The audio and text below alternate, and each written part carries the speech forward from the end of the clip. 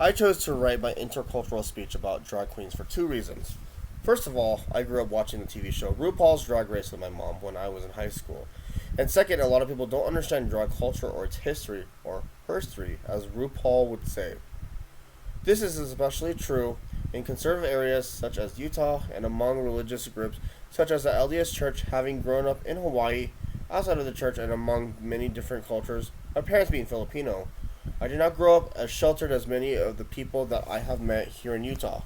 While some people may have ethical or religious issues with drag culture or drag performance specifically, I find RuPaul's Drag Race to be very funny, memorable, and lighthearted entertainment.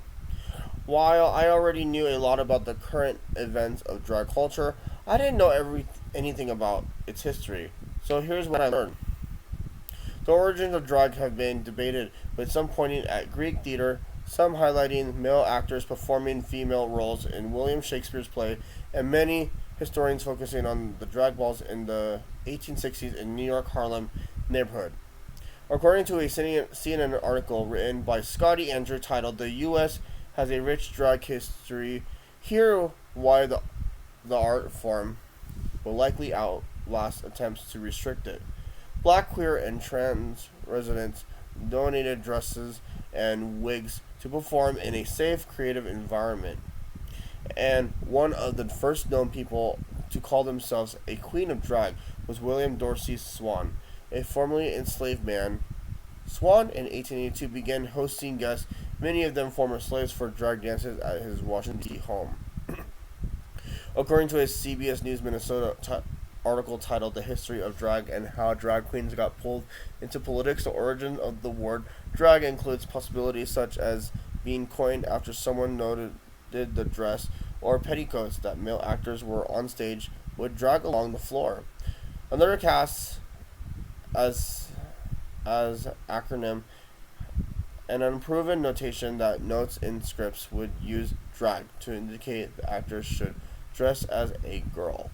A third possibility mentioned by Andrew in the CNN article is that it could be derived from Polari, a slangy language used frequently by queer British men. Andrew interviewed a few professors specializing in gender studies from 4 different states: New York, New Jersey, Michigan, and Texas. And one of them, Nino Testa, explains that the early drag scene was an act of resistance in the beginning queer liberation movement in America, in which drag has played an essential role for more than 100 years, and that the pleasure was the resistance, the celebration of queer joy when it had been denied in all these other spaces is activism. As I mentioned earlier, my first interaction with drag culture was with RuPaul's Drag Race. This TV series has brought drag culture into the mainstream, and discussions about the show and how many people have come to know about the art form of drag. Some members of drag culture would argue that this show doesn't fully exhibit all of the intricacies of drag culture, instead skewing viewers' definition of drag. No drag kings have ever competed on the series.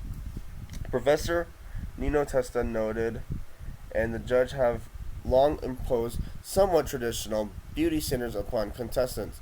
Controversially, according to Andrew's CNN article, in 2018 RuPaul Charles said that he would probably not allow trans women who undergo gender affirming procedures to compete on the series because he says drag loses its sense of danger and its scene of irony once it's not men doing it, because at its core it is a social statement and a big F you to male dominant culture. However, RuPaul later walked back his comments, and the series has seen several trans contestants since then.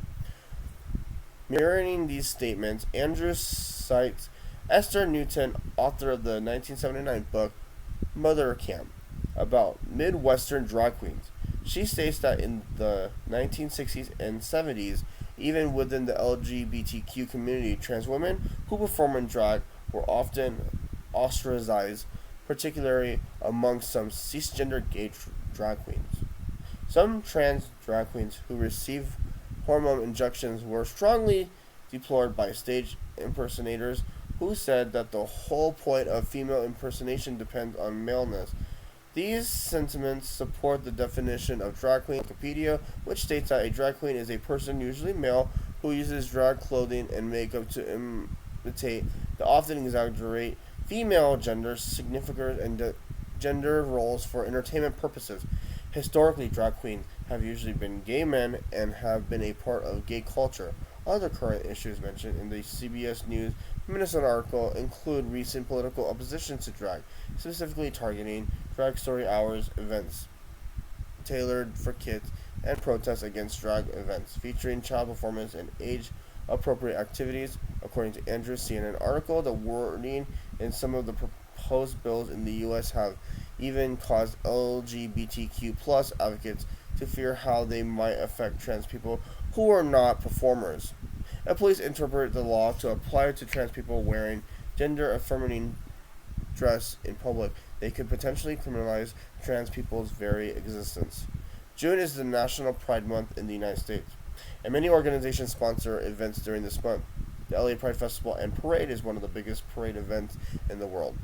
In very recent news, Danny Agolino wrote an article for the journal The BN in May of 2023 about how the Los Angeles Dodgers rescinded an invitation to the Sisters of Perpetual Indulgence. A well-known San Francisco ordered a queer and trans nuns that has existed since the 1970s from their Pride Night event amid opposition from conservative Catholics. Due to this, LA Pride announced that their organization would no longer take part in the LA Dodgers Pride Night.